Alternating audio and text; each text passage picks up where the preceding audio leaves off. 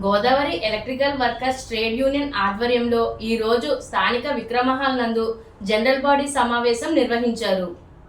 ఈ సందర్భంగా ఈ సమావేశంలో ప్రెసిడెంట్ బొజ్జ రామకృష్ణ మాట్లాడుతూ ఎలక్ట్రికల్ సోదరులు అనునిత్యం ప్రమాదపు అంచున ఉన్నటువంటి ఎలక్ట్రికల్ సోదరులను గుర్తించి వారికి ఈఎస్ఐ సుమారుగా 52 మందికి ఈఎస్ఐ గుర్తింపు కార్డులు అందించడం జరిగిందని, ఈ సదుపాయాన్ని ప్రతి ఒక్కరూ ఉపయోగించుకోవాలని తెలియజేశారు. అనంతరం భవన నిర్మాణ కార్మికులు ఎదుర్కొంటున్న సమస్యలపై గౌరవ ముఖ్యమంత్రి నారా చంద్రబాబు నాయుడు 100 రోజులు మేనిఫెస్టోలో భాగంగా అసంఘటిత కార్మికులందరికీ కూడా మంచి చేస్తామని భరోసా ఇచ్చి ఈ రోజుకి 450 రోజులు సుమారుగా అవ్వబోతుందని, కానీ ఈ రోజు వరకు కూడా కార్మిక శాఖ డిపార్ట్మెంట్ నుంచి కార్మికులకు ఒక్క రూపాయి కూడా అందని పరిస్థితి ఎదురైందని, కానీ దానివల్ల ఎటువంటి ఉపయోగం లేని పరిస్థితి ఎదురైందని ఆయన ఆవేదన వ్యక్తం చేశారు.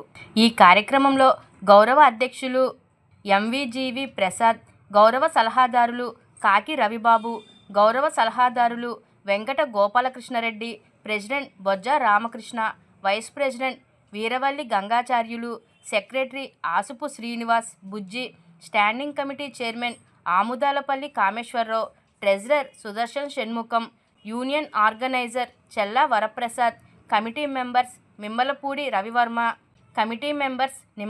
రవివర్మ, ప్రసన్నకుమార్, ఊర్ల శ్రీరాములు, జనిపే పూర్ణచంద్రరావు, ఉత్తరాల సోమేశ్వరరావు, ఎడ్ల శేఖర్, చందు తదితరులు అధిక సంఖ్యలో ఎలక్ట్రికల్ సోదరులు పాల్గొన్నారు.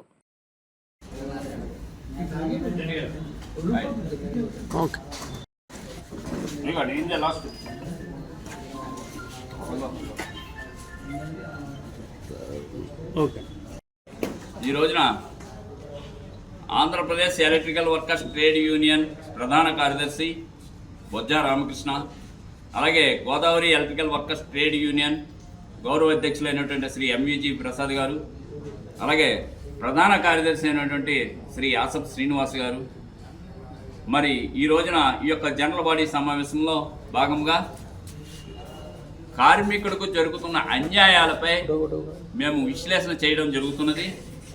మరి గతంలో ఎన్నో బాధల పడి అధికారులు, ప్రజాప్రతినిధులు ఏదైతే మరి ప్రజలకి జరుగుతున్న అన్యాయాలు, కార్మికుడికి జరుగుతున్న అన్యాయాలు మాకు వివరణ ఇవ్వని మహాప్రభు అంటే ప్రతి దిక్కున కూడా మేము ఒక పాంప్లెట్ రూపంలో మేము ఇవ్వడం జరిగింది. దీనికి సంబంధించి మరి భవన నిర్మాణ కార్మికులు ఏదైతే కార్మిక శాఖ మంత్రి వర్యులు వాసంశెట్టి సుభాష్ గారు ఉన్నారో, మరి ఆనాడు సుమారుగా 5 నెలలు అయింది. అయ్యా, మాకు ఈ యొక్క కార్మిక శాఖ డిపార్ట్మెంట్లో 1000 కోట్లు ఉన్నది అని చెప్పి ఉన్నారు. మరి ఉమ్మడి ఆంధ్రప్రదేశ్లో 800 కోట్ల రూపాయలు వచ్చి ఉన్నది. 1800 కోట్ల రూపాయలు ఆంధ్రప్రదేశ్లో కార్మిక శాఖ డిపార్ట్మెంట్లో ఉన్నదని ఈ సందర్భంగా మనం చేస్తున్నాం. కార్మికుడు ఆవేదన చూడండి. ఈ రోజున ఆకలి కేకలు వింటున్నారా అని అడుగుతున్నా. ఒక్కటి కూడా భవన నిర్మాణ కార్మిక శాఖ ద్వారా ఒక్క రూపాయి కూడా బెనిఫిట్ లేని దౌర్భాగ్య పరిస్థితిలో ఉన్నది. మరి ఈ రోజున ప్రభుత్వం వారు ఏదైతే గౌరవ ముఖ్యమంత్రి వర్యులు నారా చంద్రబాబు నాయుడు గారు కావచ్చు, మరి ఐటీ శాఖ మంత్రి వర్యులు నారా లోకేష్ గారు కావచ్చు, గౌరవ ఉప ముఖ్యమంత్రి వర్యులు పవన్ కళ్యాణ్ గారు కావచ్చు, మరి ఏదైతే మీరు మేనిఫెస్టోలో పెట్టి ఉన్నారో కార్మికులకు మేము వరాలు గుప్పిస్తాం 100 రోజులైన వెంటనే అని చెప్పి ఉన్నారు. ఏదండి వరాలు? చెప్పెట్టుకుని అడుక్కుని పరిస్థితి, దౌర్భాగ్య పరిస్థితి తయారైంది. ఈ రోజుని ఆకలి కేకలు. మా యొక్క డిమాండ్స్ కార్మిక శాఖ డిపార్ట్మెంట్ ద్వారా కార్మికులకు ఏదైతే ఉన్నాయో, సహజ మరణం కానీ, యాక్సిడెంట్ మరణం కానీ, యాక్సిడెంట్లో చనిపోయినా కానీ, అలాగే బీఓసి వర్కర్స్ అందరికీ కూడా మ్యారేజ్ కావచ్చు, అలాగే డెలివరీ క్లెయిమ్ కావచ్చు, ఇవన్నీ కూడా మూత పడిపోయినాయి. తక్షణం ఈ విడుదల చేయాలి. రెండోది, మా యొక్క కార్మికుల శ్రేయస్సు కొరకు ప్రభుత్వం ఎంతవరకు కూడా మరి ఏమాత్రం గొంతెప్పని ప్రభుత్వం ఇప్పటికైనా 100 రోజులు మేనిఫెస్టో అయింది, 420 రోజులు అయింది. మీరు ఏదండి ఈ సొమ్మంతా ఎక్కడికి వెళ్తుంది? తల్లి వందనానికి వెళ్తుందా, లేదంటే బస్సు ఫ్రీలకి వెళ్తున్నాయా? ఎక్కడికి వెళ్తుంది ఇది డబ్బు అంతాను? దీని మీద ఒక క్లారిటీ రాకపోతే రేపు జరగబోయే రాజమహేంద్రవరం నుంచే మొదలు కాబోతుందని ఈ సందర్భంగా ప్రభుత్వానికి హెచ్చరిక చేస్తున్నామని ఈ సందర్భంగా తెలియపరుచుకుంటున్నాం. అలాగే మా కార్మికులకు ఆరోగ్య భద్రత దృష్ట్యా ఈఎస్ఐ శాంక్షన్ చేయడం జరిగింది. ఈఎస్ఐ సంబంధించి సుమారుగా 52 మందికి మేము ఇప్పటికీ ఈ రోజు వరకు విడుదల చేయడం అయినది. మరొక 5వ బ్యాచ్ కూడా రెడీ కాబోతున్నది.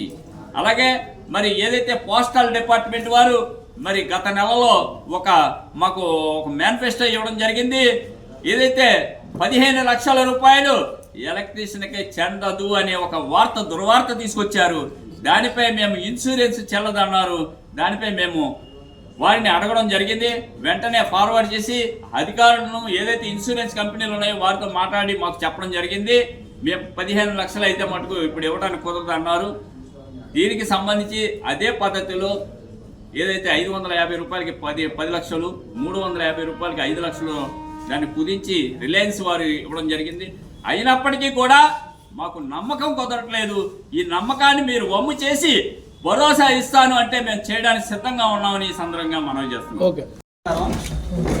మన ఇది పోస్ట్ ఆఫీస్ ద్వారా, పోస్ట్ బ్యాంక్ ద్వారా మనకి ప్రమాద బీమా ఒకటి పోస్ట్ ఆఫీస్ స్కీమ్ తీసుకొచ్చారు. అదేంటంటే థర్డ్ పార్టీ వాళ్ళతో టైఅప్ అవుతారు అన్నమాట. సపోజ్ ఇది వచ్చేసి రిలయన్స్ వాళ్ళతో మనకి మ్యాక్సిమం ఎలక్ట్రికల్ వర్క్ అనేది ఆల్రెడీ మనకు తెలుసు, కొంచెం రిస్క్తో కూడిన వర్క్. వేరే వాళ్ళతో మా సపోజ్ జాబ్స్ ఇవన్నీ అయితే రిస్క్ లేని. సో మీరేంటంటే మీకు మన ఓన్ రిస్క్ తీసుకొని చేసే జాబ్స్ కాబట్టి మేము అందరితో డిస్కస్ చేసాము. మా థర్డ్ పార్టీ వాళ్ళతో, బజాజ్ వాళ్ళతో, టాటా వాళ్ళతో, నెవా వాళ్ళతో. కానీ వాళ్ళు ఎవరైతే ముందుకు రాలేదు. కానీ మేము బాగా రిక్వెస్ట్ చేయడం వల్ల రిలయన్స్ వాళ్ళు మనకి ముందుకు వచ్చారన్నమాట. ఇది కూడా కేవలం హౌస్ వైరింగ్ చేస్తుంటారు కదా, వాళ్ళకి మాత్రమే. సపోజ్ హెవీ లైన్స్ చేసే వాళ్ళకైతే మళ్ళీ వర్తించదు. సో ఓన్లీ హౌస్ వైరింగ్ చేసే వాళ్ళకి మాత్రమే ఇది వర్తిస్తుంది. 550 రూపాయలతో అయితే 10 లక్షల వరకు కవర్ అవుతుంది. 350 రూపాయలు అయితే 5 లక్షల వరకు కవర్ అవుతుంది. సపోజ్ మనం ఒక పర్సన్ 550 రూపాయలతో ఇవాళ చేసుకుంటే ఇది వచ్చే సంవత్సరం 1 సంవత్సరం వరకు కవర్ ఉంటుందన్నమాట. దాంట్లో మనకి సపోజ్ ప్రమాదం వల్ల, సపోజ్ ఇది మన వర్క్ చేసేటప్పుడు ఇది కాక నార్మల్ జర్నీస్లో ఏమైనా కానీ సపోజ్ మన పెద్దవారు ఉంటారు, ఎవరు 4 సంవత్సరాలు వారి ఇంట్లో బాత్రూమ్ జారిపడినా కూడా అది కూడా ప్రమాదం కిందగా వస్తుంది. అవన్నీ వర్తిస్తే మనకేంటి ఎక్స్ట్రా మనకి మీ వరకు ఇది కూడా కవర్ అవుతుంది. హౌస్ వైరింగ్ చేసేటప్పుడు ఏదైనా రిస్క్ జరిగితే. సో అలా రిస్క్ జరిగినప్పుడు పర్సన్కి అనుకోకుండా చనిపోతే, మరణం సంభవిస్తే 10 లక్షలు నామినీకి అవుతుంది. అలా కాకుండా సపోజ్ ఏదైనా ఇన్సిడెంట్ జరిగింది, ఒక ఇన్సిడెంట్ జరిగినప్పుడు మనకి సపోజ్ ఫ్రాక్చర్ అలా అయింది అనుకోండి, హాస్పిటల్ అడ్మిట్ అవుతుంది కదా. అలా అడ్మిట్ అయినప్పుడు మ్యాక్సిమం 1 లక్ష రూపాయల వరకు మనం కవర్ తీసుకోవచ్చు ట్రీట్మెంట్ పరంగా. దానికి సంబంధించిన మన బిల్స్ కానీ, ఎక్స్రేస్ కానీ, స్కాన్ కాపీస్ కానీ అవి మనం సబ్మిట్ చేస్తే మనమే మీకు మ్యాక్సిమం ఒక 1 to 1.5 మంత్లో క్లెయిమ్ వచ్చేలా చేసేస్తాం మనం. అలా కాకుండా రోజుకి మనం సపోజ్ ఒక 10 రోజులు హాస్పిటల్ అడ్మిట్ అయ్యాం అనుకోండి, రోజుకి 500 రూపాయల లెక్కన మనకి ఏమంటాం రోజువారీ ఖర్చుల లెక్కన కూడా మనకి క్లెయిమ్లో పాటు ఎక్స్ట్రా కల్పించేస్తారు. అట్లా ఇన్ కేసు అలా యాక్సిడెంట్ జరిగినప్పుడు కొంతమందికి ఏమవుతుంది, పర్మనెంట్ డిసేబిలిటీ వస్తుంది. అంటే ఒక కాలు పోవడం కానీ, ఒక చేయి పోవడం కానీ, అలా డాక్టర్ ఇచ్చే సర్టిఫికేట్ బట్టి శాశ్వత అంగవైకల్యం వచ్చేస్తే దానికి కూడా మనకి 10 లక్షలు వస్తుంది. 10 లక్షలు 5 లక్షలు 5 లక్షలు వస్తుంది. అలాగే సేమ్ తాత్కాలికంగా కూడా వస్తాయి కదా, పార్షియల్ డిజేబిలిటీ అంటారు. దానికి కూడా ఆ పర్సంటేజ్ని బట్టి, సపోజ్ ఒక పర్సన్కి ఒక కాలు పోయింది, ఇంకా పనిచేయదని ఒక 80% మనకి సర్టిఫికేట్ ఇచ్చారనుకోండి, దానికి ఏంటి 80 అంటే 8 lakhs 8 లక్షల వరకు అది కవర్ అవుతుంది. అట్లా పార్షియల్ కూడా మనకి కవర్ అవుతుంది ఇవన్నమాట. సో ఈ మెయిన్ ఏంటంటే నార్మల్గా ప్రతి ఒక్కరికి ఏ రకంగా ప్రమాదం జరిగినా కూడా వర్తిస్తుంది.